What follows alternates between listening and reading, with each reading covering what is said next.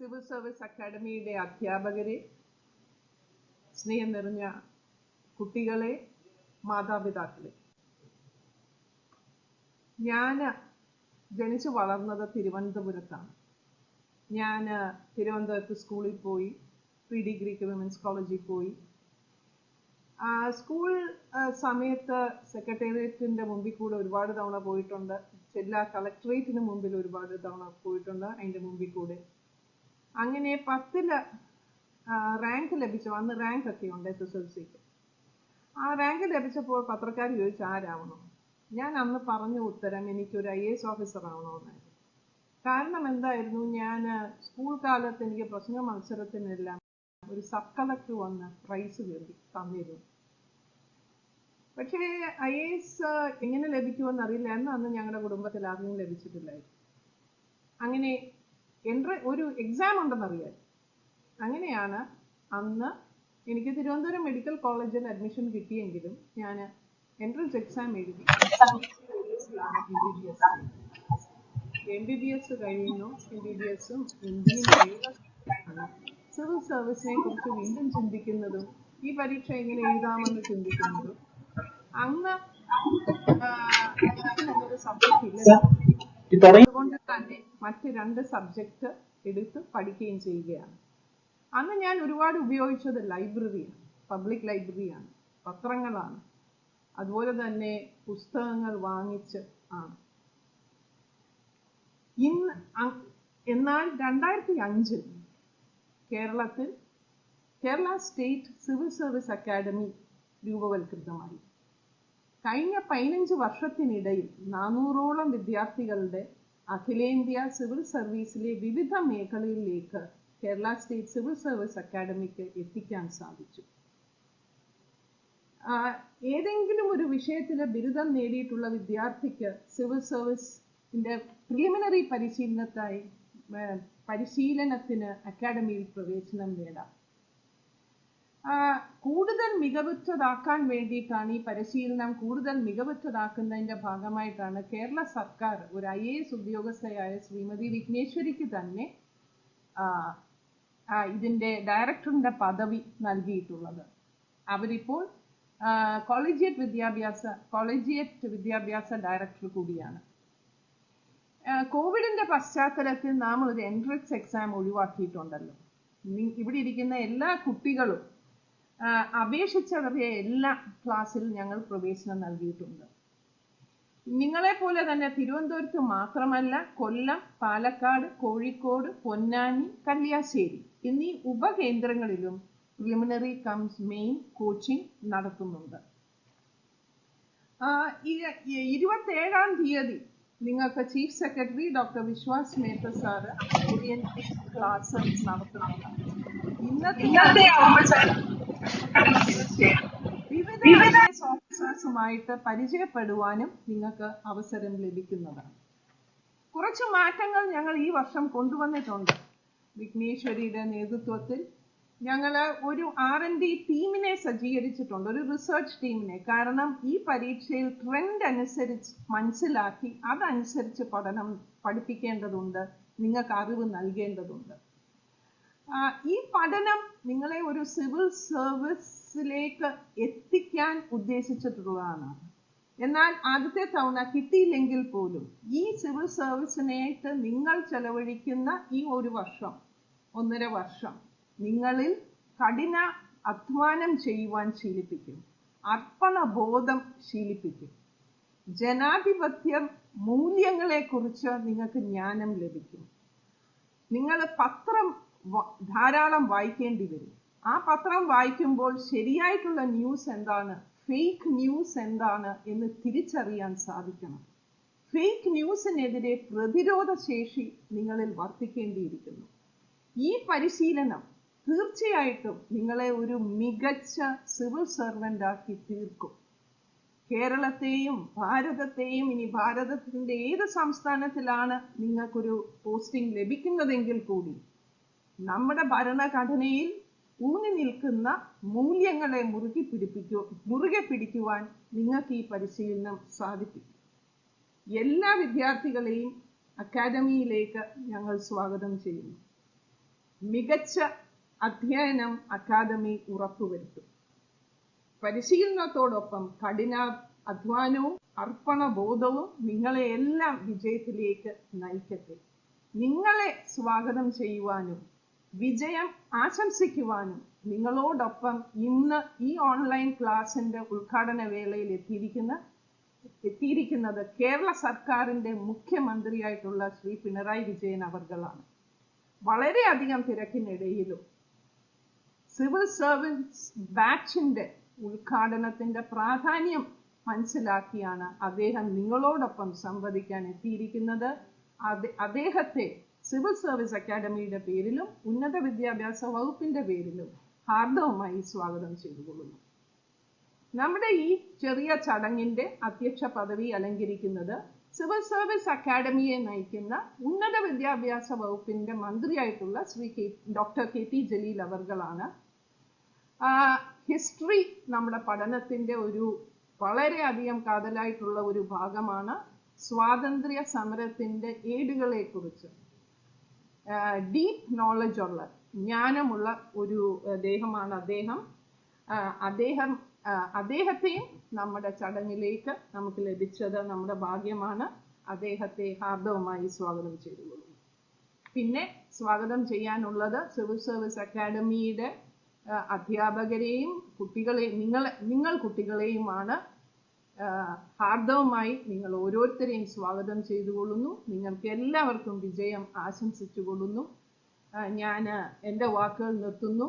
ബഹുമാന്യനായ മുഖ്യമന്ത്രിയെ സംസാരിക്കുവാൻ ക്ഷണിച്ചുകൊള്ളുന്നു.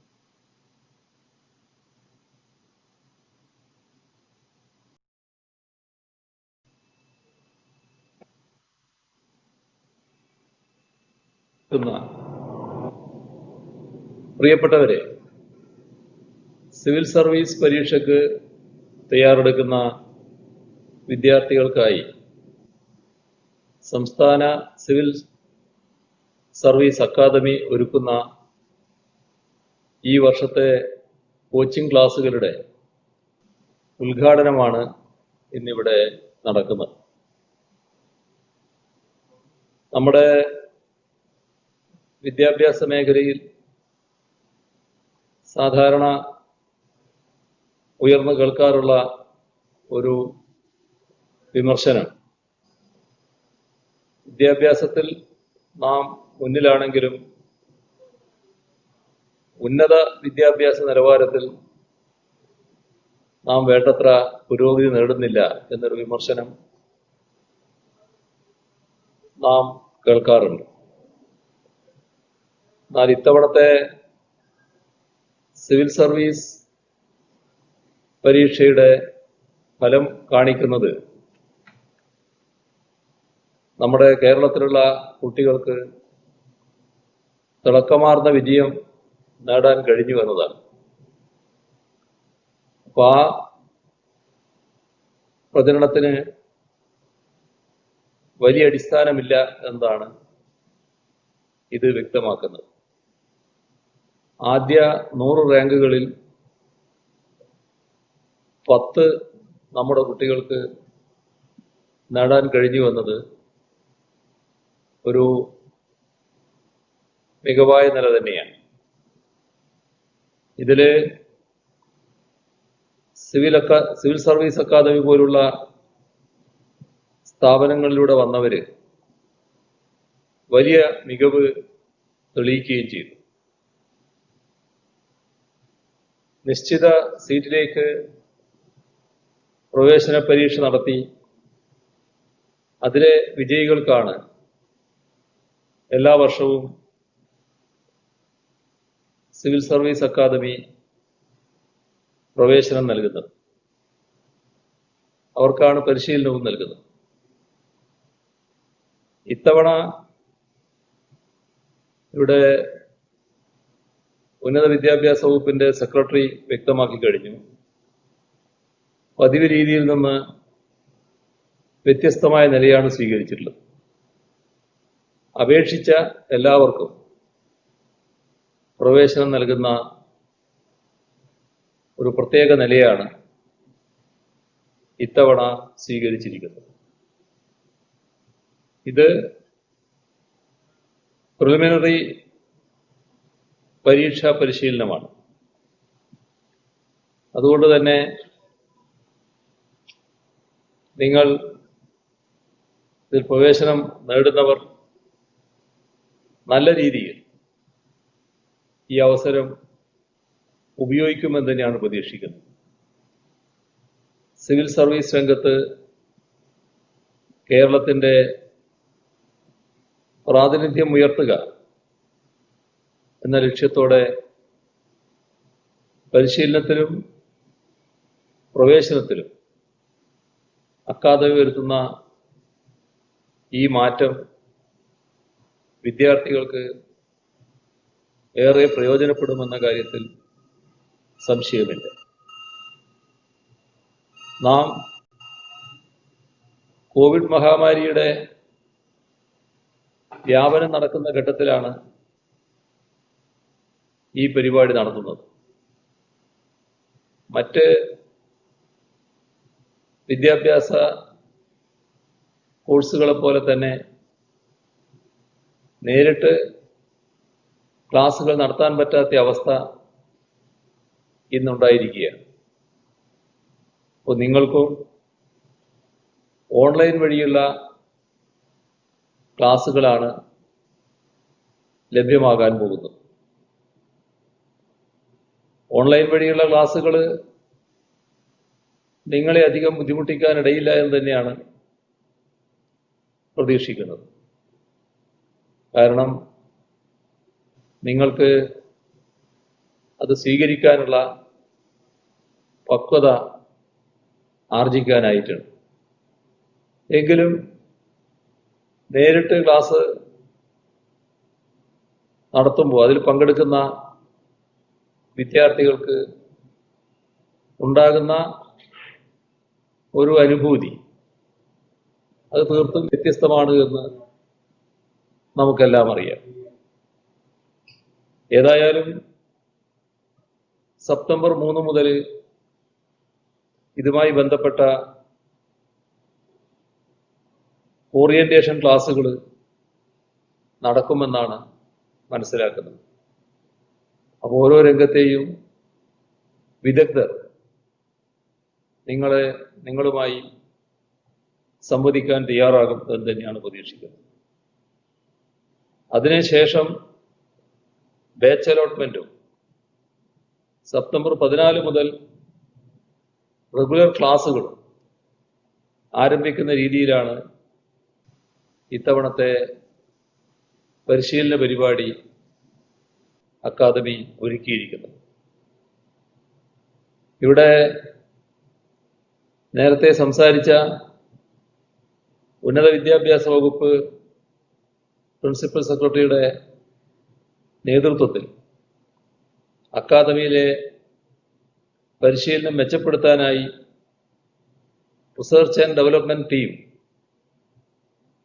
അത്തരത്തിലുള്ള ഒരു അധ്യാപക പാനൽ ഇത് രണ്ടും നിയമിച്ചിട്ടുണ്ട്. നിലവിൽ സർവീസിലുള്ള IAS ഉദ്യോഗസ്ഥരും അതിൻ്റെ തുടക്കത്തിൽ നേരത്തെ സംസാരിച്ച ഉന്നത വിദ്യാഭ്യാസ വകുപ്പ് സെക്രട്ടറി തന്നെ അവരുടെ അനുഭവം ചുരുക്കം വാക്കുകളിൽ നേരത്തെ പറയുകയുണ്ടായി. അതുപോലെ IAS ഉദ്യോഗസ്ഥർ പരിശീലനത്തിലെത്തുമ്പോൾ നിങ്ങൾക്ക് IAS മേഖലയെക്കുറിച്ച് കൂടുതൽ വിജ്ഞാനം പകർന്നു കിട്ടും. സ്മാർട്ട് ക്ലാസ് റൂമും യൂട്യൂബ് ചാനൽ തുടങ്ങിയ സൗകര്യങ്ങളും അക്കാദമി ഉറപ്പാക്കിയിട്ടുണ്ട്. ഇത്തരമൊരു അസാധാരണ ഘട്ടത്തിൽ ആകാവുന്ന മികച്ച പരിശീലനം നിങ്ങൾക്ക് ലഭ്യമാക്കുക എന്നുള്ളത് തന്നെയാണ് അക്കാദമി തയ്യാറായിട്ടുള്ളത്. നാം കാണേണ്ടത് നേരത്തെ 2005 ഈ സ്ഥാപനം ആരംഭിച്ചത്. അന്ന് 54 കുട്ടികളായിരുന്നു. ഇപ്പോ 800-ലധികം പേർക്കാണ് ഓരോ വർഷവും പരിശീലനം നൽകി വരുന്നത്. ഇത്തവണ സ്വാഭാവികമായും അത് ഇരട്ടിയായി വർദ്ധിക്കും. ഇവിടെ 11 ജില്ലകളിൽ ഹൈസ്കൂൾ വിദ്യാർത്ഥികൾക്കായി ടാലന്റ് ഡെവലപ്മെന്റ് കോഴ്സും +2 വിദ്യാർത്ഥികൾക്കായി സിവിൽ സർവീസ് ഫൗണ്ടേഷൻ കോഴ്സും അക്കാദമി നടത്തി വരുന്നുണ്ട്. മെച്ചപ്പെട്ടതും ശാസ്ത്രീയവുമായ പരിശീലന രീതിയാണ് ഈ കേന്ദ്രങ്ങളിലെല്ലാം അക്കാദമി നൽകി വരുന്നത്. അതിൻ്റെ തെളിവാണ് പരിശീലനത്തിനായി എത്തുന്ന വിദ്യാർത്ഥികളുടെ എണ്ണത്തിൽ ഓരോ വർഷവും ഉണ്ടാകുന്ന വർധനവ്. കഴിഞ്ഞ വർഷങ്ങളുടെ അനുഭവമെടുത്താൽ ഇന്ത്യൻ സിവിൽ സർവീസിന്റെ IAS, IFS, IPS തുടങ്ങിയ ഉന്നത പദവികളിലേക്ക് 400ഓളം ഉദ്യോഗാർത്ഥികൾ എത്തിക്കാൻ ഈ സ്ഥാപനത്തിന് കഴിഞ്ഞിട്ടുണ്ട്. അതിലുള്ള ഏറ്റവും വലിയ പ്രത്യേകത, ഇതില് നല്ലൊരു ഭാഗം സാമ്പത്തികമായും സാമൂഹ്യമായും പിന്നോക്കാവസ്ഥയിൽ കഴിയുന്നവരാണ് എന്നതാണ്. അപ്പോ ഒരേ പരിഗണനയോടെ ആവശ്യമായ പരിശീലനം എല്ലാവർക്കും നൽകാൻ അക്കാദമി കഴിഞ്ഞു എന്നതാണ് ഇവിടെ ശ്രദ്ധേയമായ കാര്യം. സൗജന്യ പരിശീലനമാണ് സാമ്പത്തികവും സാമൂഹികവുമായി പിന്നോക്കാവസ്ഥയിൽ നിൽക്കുന്ന യുവതി യുവാക്കൾക്ക് നൽകി വരുന്നത്. പ്രിലിമിനറി പരീക്ഷ ജയിക്കുന്നവർക്ക് ദത്തെടുക്കൽ സമ്പ്രദായ പ്രകാരമാണ് പരിശീലനം. മെയിൻ പരീക്ഷയിൽ വിജയികളാകുന്നവർക്ക് മുഖാമുഖത്തിനുള്ള ട്രെയിനിങ്ങും താമസ ഭക്ഷണ സൗകര്യവും സൗജന്യമായി നൽകുന്നത്. ഡൽഹിയിൽ UPSCയുടെ അഭിമുഖത്തിൽ പങ്കെടുക്കാൻ പോകുന്നതിനും തിരികെ വരുന്നതിനുമുള്ള വിമാന ചെലവ് ഈ പദ്ധതി പ്രകാരം നൽകുന്നു. കേരളത്തിൽ നിന്നും സിവിൽ സർവീസ് ജയിക്കുന്നവർ പൊതുവിൽ ഇത് ഉപയോഗപ്പെടുത്തി വരികയാണ്. ഇങ്ങനെ നോക്കിയാൽ മിടുക്കരായ വിദ്യാർത്ഥികൾക്കെല്ലാം താല്പര്യമുണ്ടെങ്കിൽ പരിശീലനത്തിന് ചേരാനും സിവിൽ സർവീസിൽ ചേരുന്നതിനുള്ള യോഗ്യത നേടുന്നതുവരെയുള്ള സൗകര്യങ്ങൾ ചെയ്തു കൊടുക്കാനും അക്കാദമിക്ക് സാധിക്കുന്നുണ്ട്. അത് അതിസമ്പന്നർക്ക് മാത്രം പ്രവേശനം എന്നത് ആ ഒരു ധാരണ തീർത്തും പൊളിച്ചെഴുതുകയാണ്. പ്രൊഫഷണൽ പരിശീലന സ്ഥാപനങ്ങളുടെ എണ്ണവും സൗകര്യങ്ങളും മെച്ചപ്പെടുത്തി കൂടുതൽ കുട്ടികൾക്ക് പരിശീലനം നൽകുന്നതിനുള്ള നടപടികൾക്ക് സർക്കാർ മികച്ച പിന്തുണയാണ് നൽകുന്നത്. ഇത്തവണ ഏറ്റവും വലിയ പ്രത്യേകത, നമ്മുടെ സിവിൽ സർവീസ് പരീക്ഷയിൽ വിജയികളുടെ പട്ടികയിൽ ആദ്യത്തെ 100 റാങ്കിൽ 10 മലയാളിയാണെന്ന് ഞാൻ നേരത്തെ പറഞ്ഞു. അതിൽ 5ാം റാങ്ക് നേടിയ CS ജയദേവ് കാഴ്ചപരിമിതിയെ മിടുക്കുകൊണ്ട് അതിജീവിച്ച 804ാം റാങ്കുകാരൻ ഗോകുൽ, ഇവരെല്ലാം ഉൾപ്പെടുന്നു എന്നത് ഏറ്റവും വലിയ പ്രത്യേകതയാണ്. അവരെല്ലാം ഈ അവസരത്തിൽ ഹാർദമായി അഭിനന്ദിക്കുന്നു. ഇവരിൽ പലരും മലയാളം ഓപ്ഷണലായി പഠിച്ചവർ കൂടിയാണ് എന്നത് നമ്മൾ ഓർക്കേണ്ടതായിട്ടുണ്ട്. ആദ്യ അവസരത്തിൽ തന്നെ സിവിൽ സർവീസ് പരീക്ഷ വിജയിക്കാൻ ഇവരിൽ പലർക്കും സാധിച്ചിട്ടുണ്ട്. നേരത്തെ ഉന്നത വിദ്യാഭ്യാസ സെക്രട്ടറി പറയുമ്പോൾ നിങ്ങൾ ശ്രദ്ധിച്ചിട്ടുണ്ടാവും, ആദ്യ അവസരത്തിൽ ജയിച്ചില്ലെങ്കിലും നിരാശപ്പെടേണ്ട, പിന്നെയും നിങ്ങൾക്ക് ശ്രമിക്കാമെന്ന് അവർ നിങ്ങളെ ഓർമ്മിപ്പിച്ചിട്ടുണ്ട്. ഏതായാലും ആദ്യ അവസരത്തിൽ തന്നെ സിവിൽ സർവീസ് പരീക്ഷ ജയിക്കാൻ ഇവരിൽ പലർക്കും കഴിഞ്ഞു എന്നതും അഭിനന്ദനാർഹമായ കാര്യമാണ്. അതുകൊണ്ട് തന്നെ തിളക്കമാർന്ന വിജയം പുതിയ പഠിതാക്കൾക്ക് പ്രോത്സാഹനമായി മാറുമെന്നാണ് പ്രതീക്ഷിക്കുന്നത്. സിവിൽ സർവീസ് അക്കാദമിയുടെ പരിശീലനവും മികച്ച പ്രോത്സാഹനവും ലഭിച്ചാൽ ആദ്യത്തെ 100-ൽ പകുതി പേരെയും കേരളത്തിൽ നിന്നും നമുക്ക് വാർത്തെടുക്കാൻ സാധിക്കും. അതിനായുള്ള മികച്ച പരിശീലനത്തിൻ്റെ തുടക്കമായി ഈ കോഴ്സ് മാറട്ടെ എന്ന് ആശംസിക്കുന്നു. ഈ സിവിൽ സർവീസ് അക്കാദമിയുടെ പരിപാടി നടത്തുമ്പോൾ നമ്മൾ മറന്നുപോകാൻ പാടില്ലാത്ത ഒരു പേരുണ്ട്. അത് ഡോക്ടർ ബാബു പോളിൻ്റെതാണ്. അദ്ദേഹത്തിൻ്റെ സ്മരണക്ക് മുന്നിൽ ആദരാഞ്ജലികൾ അർപ്പിച്ചുകൊണ്ട് ഈ പരിപാടി ഉദ്ഘാടനം ചെയ്തതായി അറിയിക്കുന്നു. നിങ്ങൾക്കെൻ്റെ സ്നേഹാഭിവാദനം.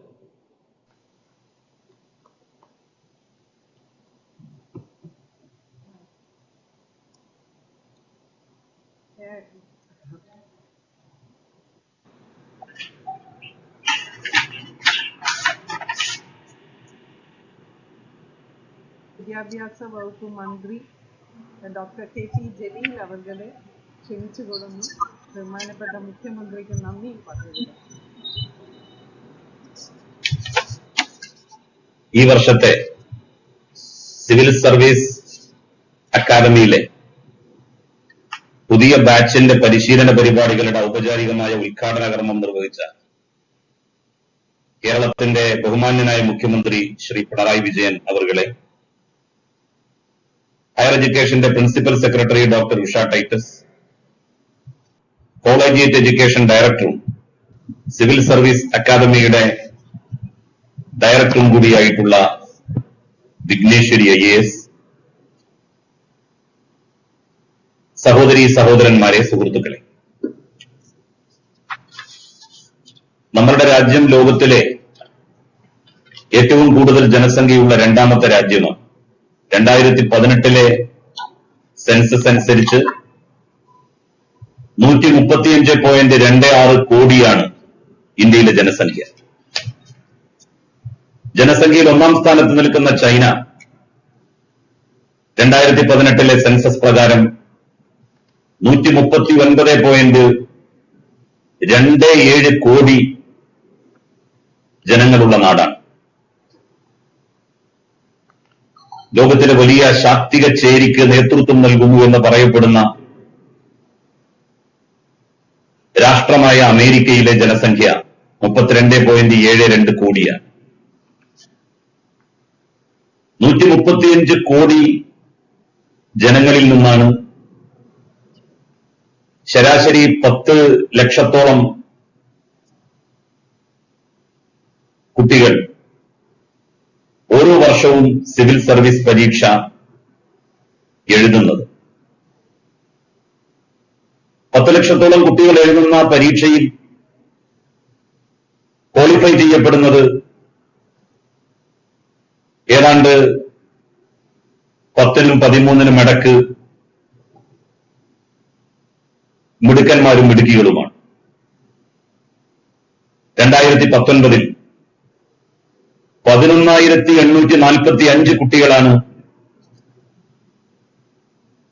മെയിൻ പരീക്ഷയിൽ വിജയം നേടിയത്. അതിൽ തന്നെ 2034 വിദ്യാർത്ഥികളാണ് ഇന്റർവ്യൂവിൽ പങ്കെടുത്തത്. 829 ആളുകളാണ് സെലക്ട് ചെയ്യപ്പെട്ടത്. 135 കോടി ജനങ്ങളുള്ള രാജ്യത്താണ് ലോകത്തിലെ തന്നെ ഏറ്റവും വലിയ മത്സര പരീക്ഷ നടത്തി അതിൽ നിന്ന് 829 പേരെ തെരഞ്ഞെടുത്തിരിക്കുന്നത്.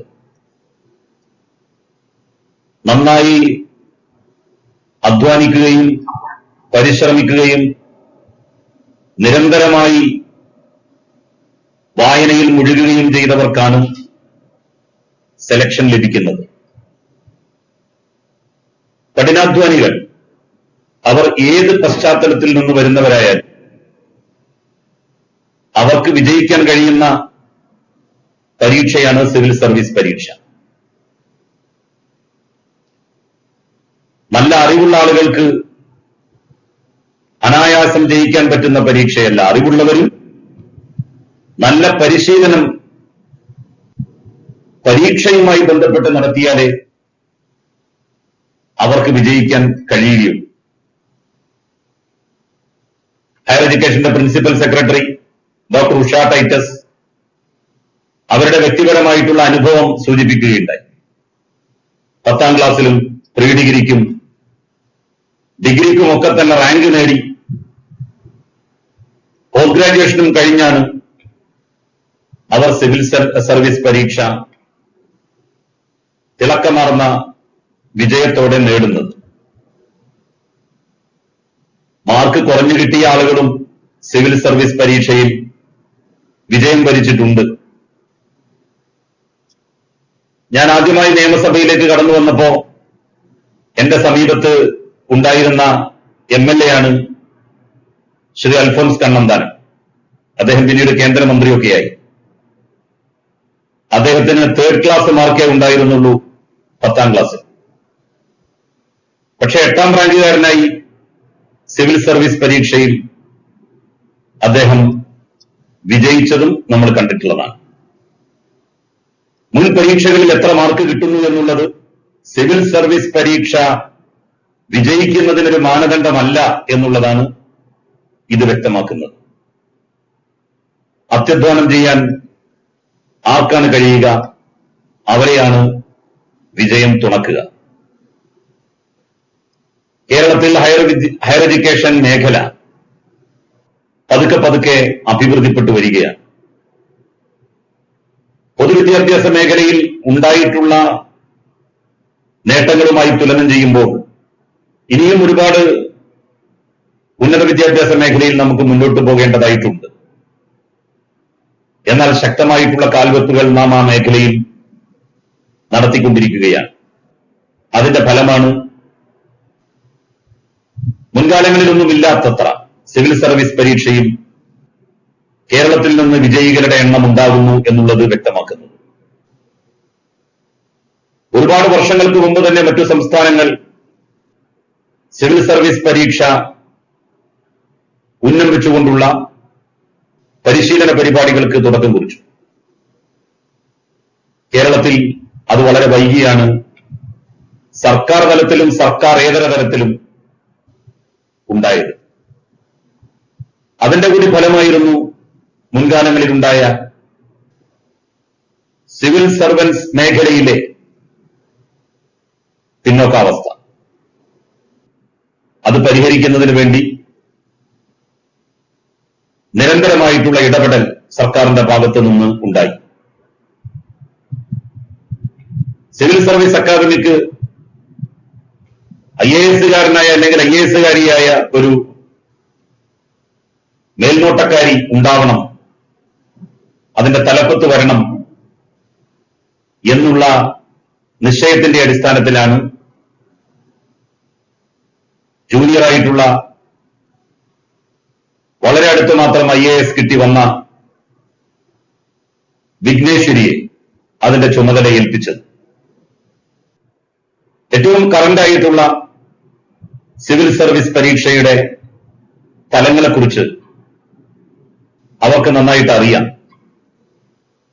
എങ്ങനെയാണ് IAS-കാരെ വാർത്തെടുക്കുക എന്നുള്ളത് അറിയാവുന്നവർ തന്നെ ഈ സ്ഥാപനത്തിന്റെ മേലാധികാരിയായി ഉണ്ടാവണം എന്നുള്ളത് കൊണ്ടാണ് ആ ചുമതല കോളേജിയറ്റ് എഡ്യൂക്കേഷന്റെ ഡയറക്ടറുടെ ചുമതല കൂടി വഹിക്കുന്ന വിഘ്നേശ്വരി IAS-നെ ഏൽപ്പിച്ചത്.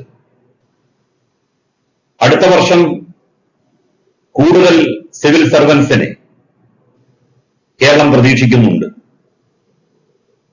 സാധാരണ പശ്ചാത്തലങ്ങളിൽ നിന്ന് വരുന്നവർ, പട്ടികജാതി പട്ടികവർഗ വിഭാഗങ്ങളിൽ നിന്ന് വരുന്നവർ, ന്യൂനപക്ഷ പിന്നോക്ക ജനവിഭാഗങ്ങളിൽ നിന്ന് വരുന്നവർ,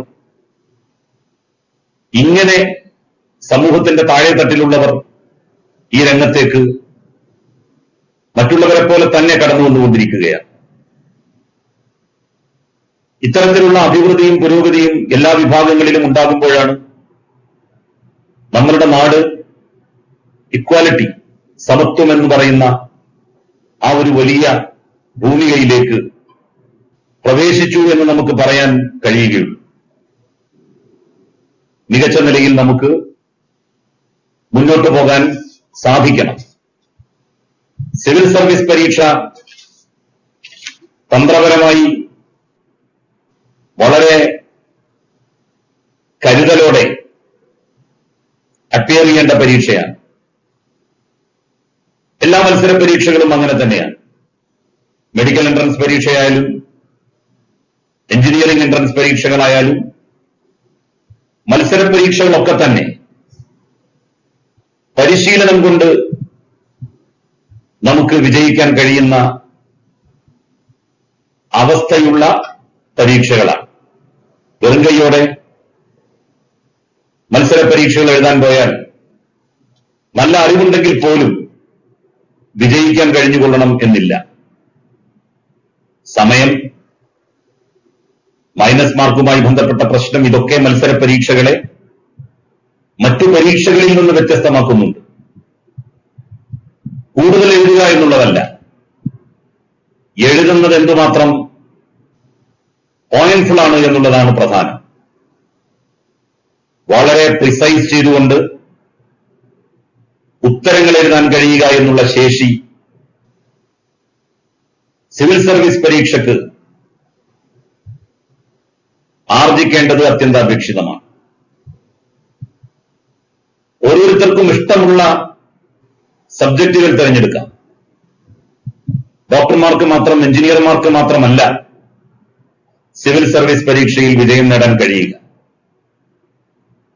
ഏത് വിഷയം പഠിച്ച ആളുകളായാലും, മലയാളം ലിറ്ററേച്ചർ പഠിച്ച ആളുകൾ, ഇംഗ്ലീഷ് ലിറ്ററേച്ചർ പഠിച്ച ആളുകൾ, ചരിത്രം പഠിക്കുന്ന ആളുകൾ, സോഷ്യോളജി എടുത്ത ആളുകൾ, പൊളിറ്റിക്കൽ സയൻസിന് താല്പര്യമുള്ളവർ, ഇവരൊക്കെ തന്നെ സയൻസ് സബ്ജക്റ്റിൽ ആഭിമുഖ്യമുള്ളവർക്ക് ഒപ്പം പരീക്ഷ എഴുതുകയും മികച്ച വിജയം നേടുകയും ചെയ്തുകൊണ്ടിരിക്കുകയാണ്. നമ്മൾ ഡിഗ്രിക്ക് പഠിക്കുന്ന വിഷയത്തെ ആസ്വദിച്ചിരിക്കും സിവിൽ സർവീസ് പരീക്ഷയിലെ വിജയമെന്ന് ആരും കരുതേണ്ടതില്ല. 21-22 വയസ്സാകുമ്പോഴേക്ക് സിവിൽ സർവീസ് പരീക്ഷ ആദ്യ ചാൻസിൽ വിജയിക്കാൻ കഴിഞ്ഞാൽ ഒരാൾക്ക് ഒരു സിവിൽ സർവന്റ് ആവാം. 17ാമത്തെ വയസ്സിൽ പ്രീ ഡിഗ്രി പൂർത്തിയായി 20 വയസ്സ് തികയുന്നതോടെ ഡിഗ്രിയും കഴിഞ്ഞാൽ ഒരു വർഷം പരിശീലനത്തിന് പോയി എന്ന് വെച്ചാൽ പോലും 21 അവസാനം അല്ലെങ്കിൽ 22 വയസ്സാകുമ്പോഴേക്ക് നന്നായി പഠിക്കുന്ന, പരിശ്രമിക്കുന്ന ഒരാൾക്ക് സിവിൽ സർവീസിൽ എത്തിപ്പെടാൻ വേണ്ടി കഴിയും. മുമ്പൊക്കെ ഒരുപാട് പ്രയാസമായിരുന്നു ഇങ്ങനെയൊക്കെ വരാൻ. പക്ഷെ ഇന്ന് അങ്ങനെയല്ല. വളരെ യങ്സ്റ്റേഴ്സ് ആയിട്ടുള്ള, ഡിഗ്രി കഴിഞ്ഞ് ഒരു വർഷം പൂർത്തിയാക്കിയിട്ടുള്ള ആളുകളൊക്കെ സിവിൽ സർവീസ് പരീക്ഷയിൽ വിജയികളായി വരുന്ന കാഴ്ച നമ്മൾ കാണുന്നുണ്ട്. മുമ്പൊക്കെ പരിശീലന പരിപാടികൾ പട്ടണങ്ങൾ കേന്ദ്രീകരിച്ചായിരുന്നു, അതും മെട്രോപൊളിറ്റൻ സിറ്റികൾ കേന്ദ്രീകരിച്ചായിരുന്നു. ഇന്നങ്ങനെയല്ല. ഗ്രാമപ്രദേശങ്ങളിൽ പോലും ക്രാഷ് കോഴ്സസുകൾ ഉണ്ട്. 5ാം ക്ലാസ് മുതൽക്കേ സിവിൽ സർവീസിന് അപ്പിയർ ചെയ്യാൻ താല്പര്യമുള്ള കുട്ടികൾക്ക് ക്രാഷ് കോഴ്സുകൾ ലഭ്യമാണ്. നമ്മളുടെ പല സെന്ററുകളിലും അത്തരത്തിലുള്ള ക്രാഷ് കോഴ്സുകൾ നടന്നു വരുന്നു. നന്നായി വായിക്കുക എന്നുള്ളതാണ് സിവിൽ സർവീസിന് താല്പര്യപ്പെടുന്ന ഒരാൾക്ക് ഉണ്ടാകേണ്ട ആദ്യത്തെ സ്വഭാവ ഗുണം എന്ന് പറയുന്നത്. നമ്മളുടെ സബ്ജക്റ്റുമായി ബന്ധപ്പെട്ട കാര്യങ്ങൾ മാത്രമല്ല, മറ്റു കാര്യങ്ങളും അവർ അറിയണം, നിരന്തരമായി വായിക്കണം. സാധാരണ സയൻസിൽ താല്പര്യമുള്ള ആളുകൾ ചരിത്രത്തോട് താല്പര്യമില്ലാത്തവരാണ്. സിവിൽ സർവീസ് പരീക്ഷ ഏതാണ്ട് എല്ലാ വിഷയങ്ങളെയും ഒരു കുടക്കീഴിൽ കൊണ്ടുവരുന്നു. പ്രാഥമികമായിട്ടുള്ള ഒരു ജ്ഞാനം, സൂപ്പർഫിഷ്യലായിട്ടുള്ള ഒരു നോളജ് ഏതാണ്ട് എല്ലാ വിജ്ഞാന ശാഖകളിലും ഒരു സിവിൽ സർവന്റിന് അത്യന്താപേക്ഷിതമാണ്. എല്ലാ വിഷയങ്ങളോടും ആഭിമുഖ്യമുണ്ടാവുക എന്നുള്ളതും എല്ലാ വിജ്ഞാന ശാഖകളോടും താല്പര്യമുണ്ടാവുക എന്നുള്ളത് സിവിൽ സർവീസ് പരീക്ഷ എഴുതാൻ ആഗ്രഹിക്കുന്ന ഒരാളെ സംബന്ധിച്ചിടത്തോളം നല്ലതാണ്. ഒരുപാട് ഉദാഹരണങ്ങൾ നമുക്ക് പലരുടെ അനുഭവങ്ങളിൽ നിന്നും പറയാൻ വേണ്ടി സാധിക്കും. സത്യത്തിൽ ഇന്ന് ഞാനൊരു ക്ലാസ് എടുക്കണമെന്ന് ഉദ്ദേശിച്ചതായിരുന്നു. പക്ഷേ ഇരുന്നു കൊണ്ട് ക്ലാസ് എടുക്കുക എന്ന് പറയുന്നത് ബുദ്ധിമുട്ടാണ് എന്നുള്ളത് കൊണ്ട് മറ്റൊരു ദിവസം, ഞാൻ ഉദ്ദേശിച്ചത് സംസ്കൃത കോളേജിൽ ക്ലാസ് എടുക്കാനുള്ള സൗകര്യമുണ്ട്. ഓൺലൈൻ ക്ലാസ്സുകൾ അവിടെ വെച്ചാണ് ഉദ്ഘാടനം ചെയ്യപ്പെട്ടത്. ക്വാറന്റൈനിലായതുകൊണ്ട് അങ്ങോട്ട് പോകാൻ ബുദ്ധിമുട്ടാണ്. അതുകൊണ്ടാണ് ഇവിടെ ഔദ്യോഗിക വസതിയിൽ തന്നെ ഇരുന്നുകൊണ്ട് ഈ പരിപാടിയിൽ ഞാൻ സംബന്ധിക്കുന്നത്. മറ്റൊരു ദിവസം തീർച്ചയായിട്ടും ഞാൻ ഓൺലൈനിലോ അല്ലെങ്കിൽ നേരിട്ടോ ഒരു ക്ലാസ് എടുക്കുന്നതിന് വേണ്ടി വരും. ക്ലാസ് എടുക്കുക എന്ന് പറഞ്ഞാൽ എന്നെ സംബന്ധിച്ചിടത്തോളം വളരെ താല്പര്യമുള്ള കാര്യവുമാണ്. നമുക്ക് ഓരോരുത്തർക്കും ജീവിതത്തിൽ ഒരു ലക്ഷ്യം വേണം, ഒരു വിഷൻ ഉണ്ടാവണം. ആ ലക്ഷ്യത്തിനനുസൃതമായി നമുക്ക് മുന്നോട്ട് നീങ്ങാൻ സാധിക്കണം. സിവിൽ സർവീസിനെ പഠിക്കുന്ന ആളുകളെ സംബന്ധിച്ചിടത്തോളം പ്രഥമമായി ഉണ്ടാകേണ്ട സ്വഭാവ ഗുണം എന്ന് പറയുന്നത് എല്ലാവരെയും ഒന്നായി കാണാനുള്ള മനസ്സാണ്. നമുക്കൊക്കെ ഏതെങ്കിലും പ്രത്യയശാസ്ത്രങ്ങളോട്, ദർശനങ്ങളോട്, വിശ്വാസങ്ങളോട് ആഭിമുഖ്യമുണ്ടാകും. അത് സ്വാഭാവികമാണ്, മനുഷ്യ സഹജമാണ്. പക്ഷേ രാജ്യത്തുള്ള എല്ലാ വിഭാഗം ആളുകളെയും ഒന്നായി കാണുക, നാടിന്റെ ബഹുസ്വര സംസ്കാരത്തെ അടുത്തറിയുക, തൊട്ടറിയുക, ഇതൊരു സിവിൽ സർവന്റിനെ സംബന്ധിച്ചിടത്തോളം അനിവാര്യമാണ്. ഒരു രാജ്യം ഉത്കൃഷ്ടമാകുന്നത് ഭരണാധികാരികൾ മാത്രം നന്നാകുന്നതിലൂടെ അല്ല. അവിടുത്തെ ബ്യൂറോക്രസി, ആ ബ്യൂറോക്രസിയുടെ ഏറ്റവും ടോപ്പിലിരിക്കുന്ന സിവിൽ സർവൻസ്, അവര് എത്രമാത്രം മെച്ചപ്പെടുന്നു എന്നുള്ളതിനെ ആസ്പദിച്ചിരിക്കും. അവരുടെ വീക്ഷണം എന്താണ്, അവരുടെ കാഴ്ചപ്പാടുകൾ എന്താണ്, അവർ മതാന്ധതയെ പുലുകി ജീവിക്കുന്നവരാണോ, അവർ ഏതെങ്കിലും തരത്തിലുള്ള വിഭാഗീയമായ കാഴ്ചപ്പാടുകൾ വെച്ച് പുലർത്തുന്നവരാണോ, എങ്കിൽ ആ രാജ്യത്തിന് ലോകത്തിന്റെ നിറകിൽ അഭിമാനത്തോടെ തല ഉയർത്തിപ്പിടിച്ചു നിൽക്കാൻ കഴിയില്ല. ഇക്വാലിറ്റിയാണ് പ്രധാനം. സമത്വം, ആ വാക്ക് അതിന്റെ സമ്പൂർണതയിൽ ഉൾക്കൊണ്ടുകൊണ്ട് പ്രവർത്തിക്കാൻ സാധിക്കുന്ന ബ്യൂറോക്രസിയുള്ള രാജ്യമാണ് ലോകത്തിന്റെ മുമ്പിൽ അഭിമാനത്തോടെ എഴുന്നേറ്റ് നിൽക്കാൻ കഴിയുന്ന രാജ്യങ്ങളുടെ പട്ടികയിൽ ഉൾപ്പെടുത്തപ്പെടുക. നമ്മളുടെ രാജ്യം ലോകത്തിന് എല്ലാ കാര്യങ്ങളിലും വഴികാട്ടിയ രാജ്യമാണ്. പൈസയുടെ കുറച്ച് കുറവ് നമുക്കുണ്ട്, സമ്പത്തിന്റെ കുറവ് ഒരുപക്ഷെ നമുക്കുണ്ടായേക്കാം. എന്നാൽ അഭിമാനവും ഔന്നിത്യവും നമ്മളുടെ രാജ്യം എക്കാലവും ഉയർത്തിപ്പിടിച്ചിട്ടുണ്ട്. നമുക്കാരുടെ മുന്നിലും ഒന്നിന്റെ പേരിലും തലകുനിക്കേണ്ടി വന്നിട്ടില്ല. അങ്ങനെ തലകുനിക്കാതെ ഇന്ത്യക്ക് മുന്നോട്ട് പോകാൻ അവസരമുണ്ടാക്കിയതിൽ നമ്മളുടെ ഉദ്യോഗസ്ഥ വൃന്ദം, ഭരണകർത്താക്കളെ പോലെ തന്നെ വഹിച്ച പങ്ക് വലുതാണ്. മികച്ച ഭരണാധികാരികൾ, മികച്ച ഉദ്യോഗസ്ഥന്മാർ, ഇവ രണ്ടും കൂടിച്ചേരുമ്പോഴാണ് മികച്ച ഭരണം ഒരു രാജ്യത്ത് ഉണ്ടാവുക. നിങ്ങളെല്ലാവരും സിവിൽ സർവീസ് പരീക്ഷയ്ക്ക് തയ്യാറെടുക്കുന്നവരാണ്. നിങ്ങൾക്കെല്ലാവർക്കും വിശാലമായ മാനവിക വീക്ഷണം ഉണ്ടാവണം, പരന്ന വായനയുണ്ടാവണം. നന്നായി വായിക്കുന്നവർക്കാണ്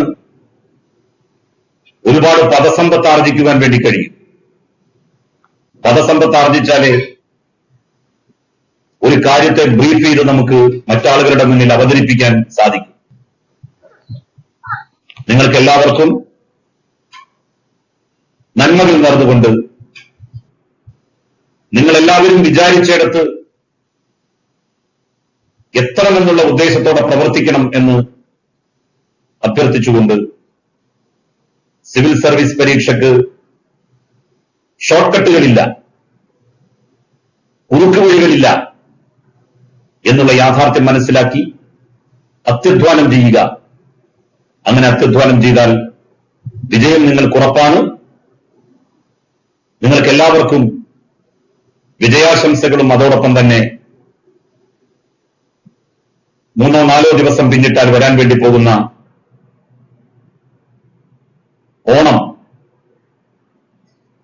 ഓണാശംസകളും എല്ലാവർക്കും നേർന്നുകൊണ്ട് ഞാൻ എന്റെ വാക്കുകൾ അവസാനിപ്പിക്കുന്നു. നന്ദി, നമസ്കാരം.